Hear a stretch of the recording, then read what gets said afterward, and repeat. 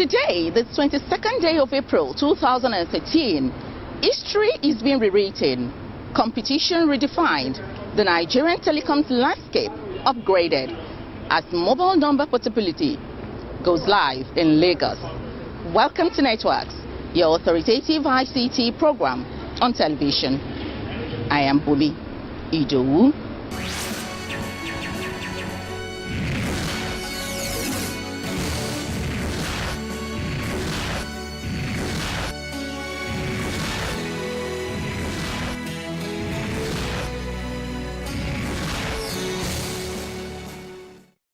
Also in today's package, we shall be examining mobile application development, and now New Horizon Nigeria is taking the initiative of developing Nigerians for the mobile application market. But before all that, I shall be bringing to you ICT news across the globe. So stay with us.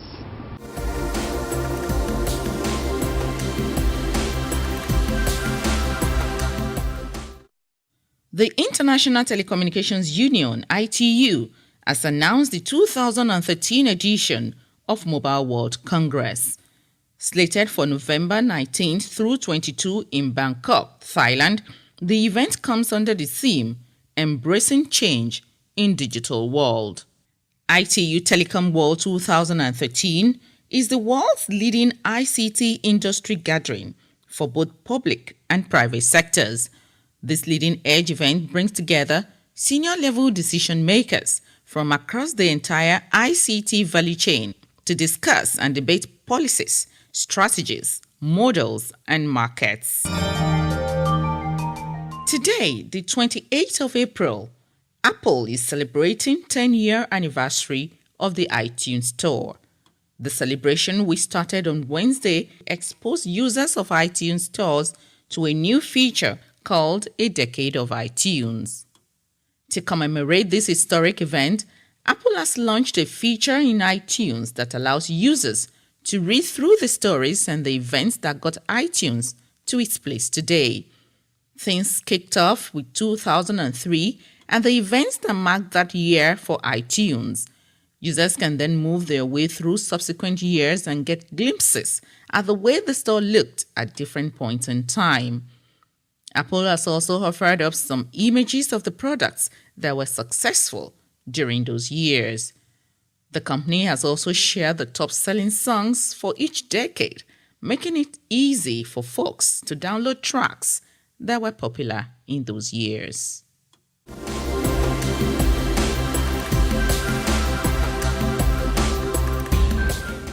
At last, the much-awaited mobile number portability is here. But how does it work? Who does it favor? And how much do we pay for it? Let us find out as NCC flags off the service in Lagos, Nigeria.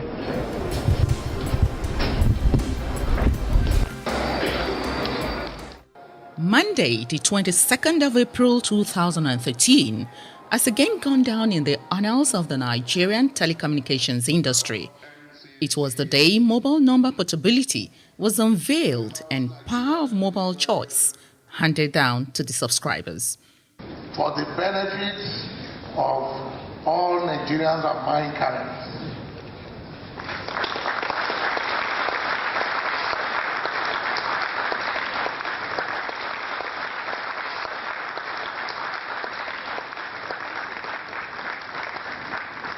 the presence of media organizations of repute from across the continent, industry bigwigs, and the centrality of the occasion emphasized its importance. 12.5 years after the birth of GSM in Africa's most populous nation, the stage is now set for a new level of competition among the players.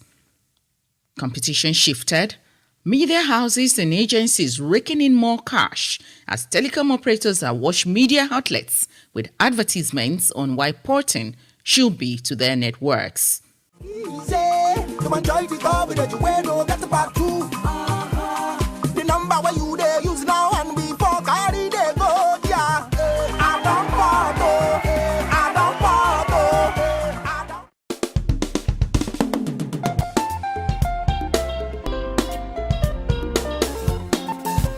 Finally,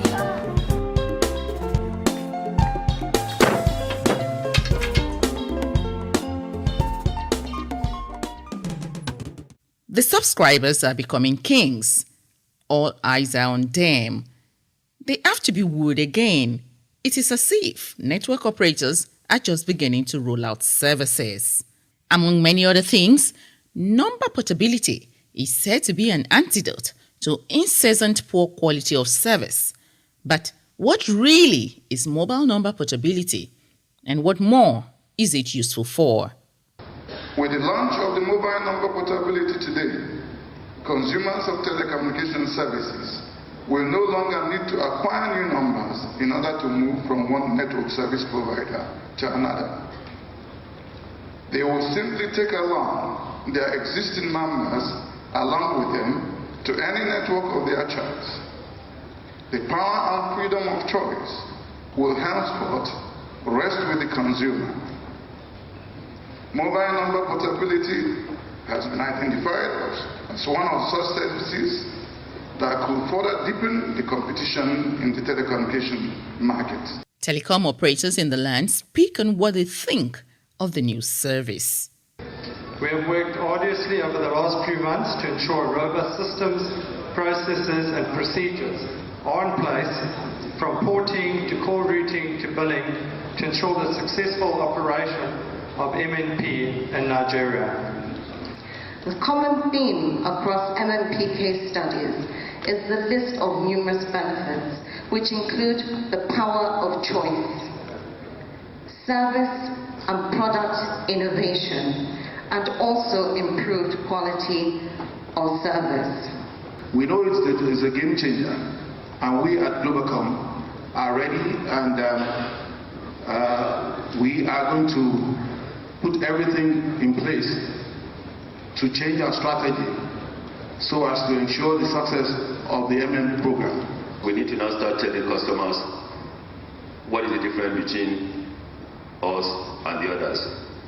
You might want to compete on the basis of quality of service, on the basis of your tariff, on the basis of customer service. At the Airtel, we compete on all. We offer you all. But really, can number portability address the issue of quality of service? Number portability is not an alternate feature to quality of service. It's a need that when you must port, it has to be for the exigence, for the expediency of it, not just for the reasons of doing. How can a willing subscriber port our number? And what else does she need to know? This is the porting process. The subscriber, any individual, we have a gentleman up there, it could be a lady of course as well, or it could also even be a business. The subscriber goes to their recipient operator and makes a request to port their number or numbers over to the recipient network service. At the recipient network's office or stores, you provide the port request form. You send a text to 3232 short code. That short code goes across all the networks. And on that text, or in that text rather, all you type is PORT. Capital, lowercase, a mixture, it doesn't matter, just PORT to 3232. And while you are there, the operator is to give you a new SIM card, which you will insert when you receive an SMS from us at a later period. Once you send the SMS rather, it is sent to the NPC, which is the Number Portability Clearinghouse, which is our facilities here in Lagos. Across the globe, over 40 countries have either implemented or are in the process of implementing mobile number portability, MNP. While for most of them it is a free service to the subscribers, none leaves the number of time to port open-ended. In Europe, according to available data, 25 countries have opted for mobile number portability as a way of giving telephone subscribers the opportunity to continue using same numbers while away from home network coverage areas. But the reason why many mobile users in Nigeria welcome the launch of number portability is quite different. They want to be able to dump any network that is considered inefficient. As far back as 2007, the Nigerian Communications Commission, NCC, had been working on the realization of MNP when it held a stakeholders forum on the scheme. But the president of the Association of Licensed Telecom Operators of Nigeria, ALTON, Engineer Gbenga Adebayo, warns on the tax before both the government and the subscribers. It's a practice that's allowed all over the world. But you see, when you port from one network to another network, you must have uniformity. You must have one-to-one transparency in terms of access, in terms of class of service, in terms of rights and privileges you have on your network. And your host network must be able to, in case a third party requires information about you, your host network must be able to provide, for the time that you are a guest on that other network, they must be able to provide for you all information, where you have been, call details if the need arises, who called you, who you called, and all of that. And that throws up a number of commercial, legal, and regulatory issues. If for some reasons we're all on a particular network and the network quality is not good enough, let's go to the network.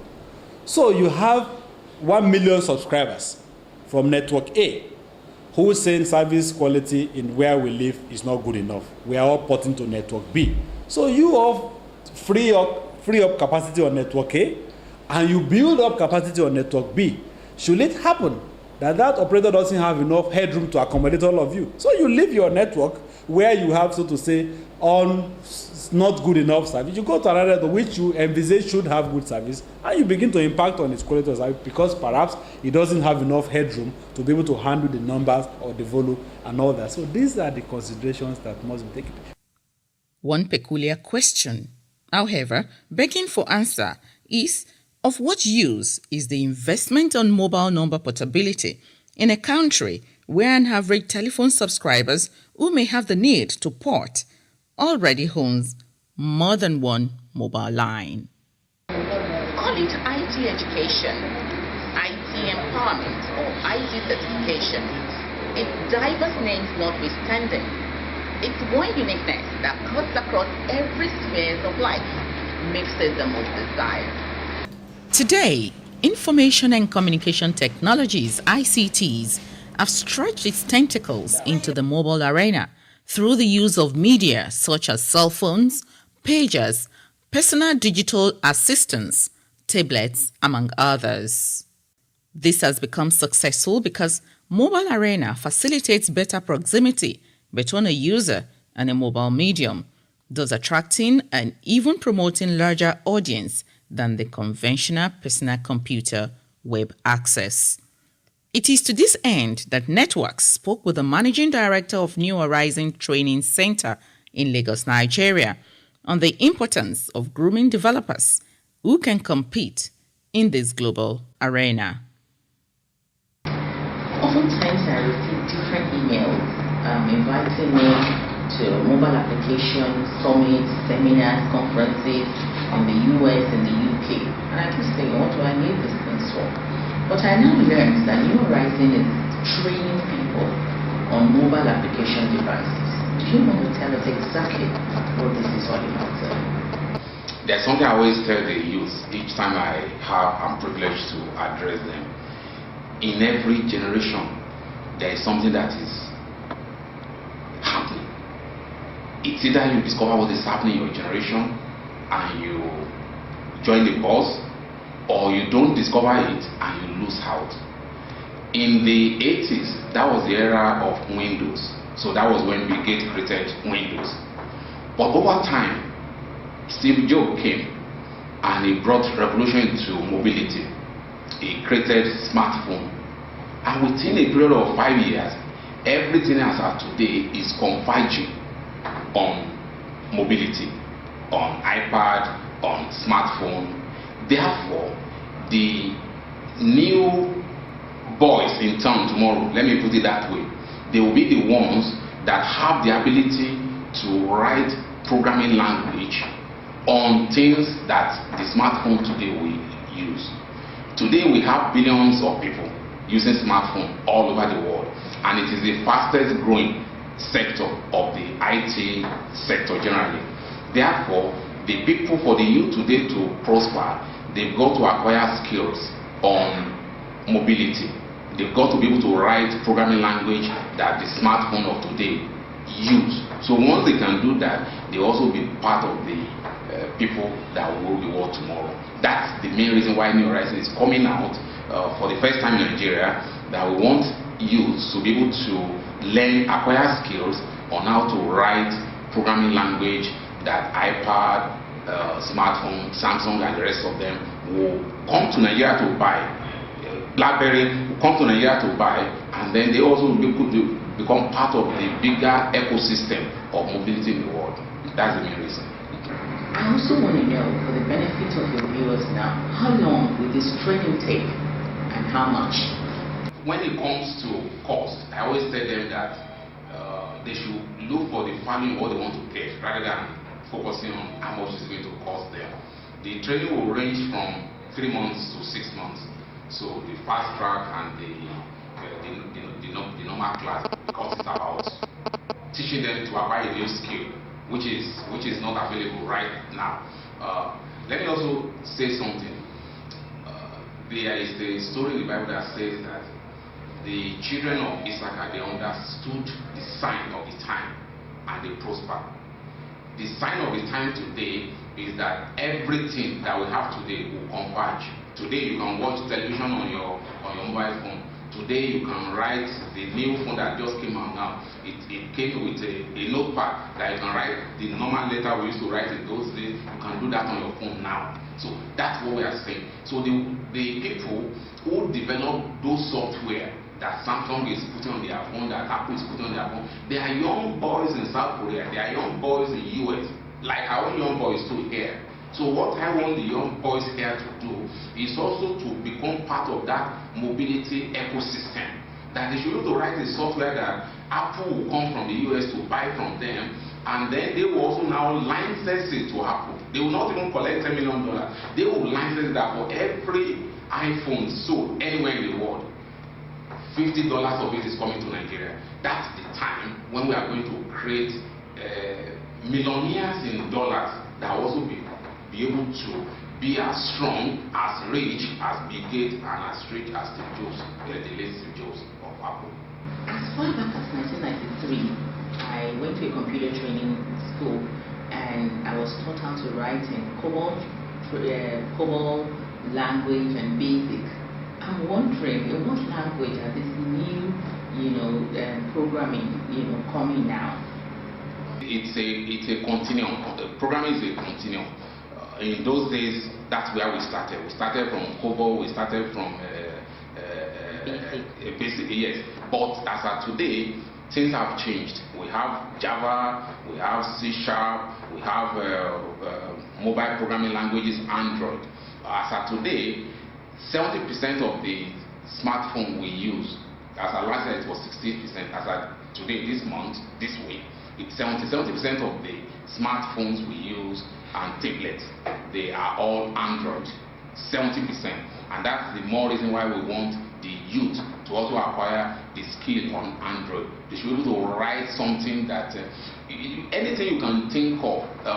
One of the conferences I attended in the US last year says that everything that has power in the world can be connected. So anything you can think of at all. If you want the phone to be used in checking your body temperature, if you want the phone to be used in checking whether a woman is pregnant, these are software languages that people can write. And what are you to write that? If you want any phone at all to say, okay, how old is the baby in my womb? So if someone writes that and women buy it all over the world, and Apple put it on their phone, Samsung put it on their phone, then if it's $50 per license, the guy whoever writes it is charging. So that will become a lot of money when they sell 500 million pieces of that equipment. So in terms of the language that is raised today, it is Android. You know that none of the vendors is from Nigeria. So how do these programmers defend, the copyright and piracy? How do they get defended from being pirated? Whatever we do, there is one market now, is a global market. If it's a Nigerian youth that comes up with a software to test whether the baby in a woman's womb is doing well or is not doing well, he also going to go ahead and patent the software. So once you apply for patents of your software, so it becomes your copyright. So whoever violates your copyright, whether in South Korea or in the US, you have right to sue the fellow, not only in Nigeria, anywhere in the world, and you win a lot of money. Either way, you still win. You've seen a lot of war going on between Samsung and Apple. You've seen a lot of war going on between Apple and BlackBerry. So such things exist globally. The only difference is that there are laws in Europe and US that say that if you steal someone else's knowledge, you are going to pay a bigger fine than even the worth of what was stolen. And that's what discourages stealing of intellectual property. So, but for our youths in Nigeria, once they also write a program for the whole world, so they apply for patent immediately. It's one thing to be able to write a good programming language that will work, but it's another to be able to sell it. Now, is New Horizon Nigeria going to also train the students on marketing strategies of their programs? I granted an interview in January in my 2013 prediction. I said very soon Nigeria also will produce new set of billionaires that will be bigger than Dangote, that will be bigger than Femi Otedola of this world, because their money is from oil, that money is from manufacturing, but the new money is going to come from mobility. It's going to come from young boys ages 20, 25, 30, 35, and so to say. So when we finish training them, we're also going to teach them how to market their products to the world. What we want to do in New Horizons is that we give them the skill, they write the program software, and we help them launch it internationally. So there is one that says when some young boys write some program in India, US companies go to India to buy those software. So there is one that says that US companies should not come to Nigeria to buy from our youth that we've trained. So once we finish packaging them, we're also going to merchandise them. We're going to merchandise their products to the world so that the whole world will also see that Nigeria is adding value. As far back as 2003-2004, there used to be clamor for IT parks, and I was opportune sometimes in 2005 when I was in South Africa. I saw the South African IT park, and I know everybody knows about Silicon Valley, and there are IT parks all over the world. But we don't have it in Nigeria. What is your take on this position? That is one.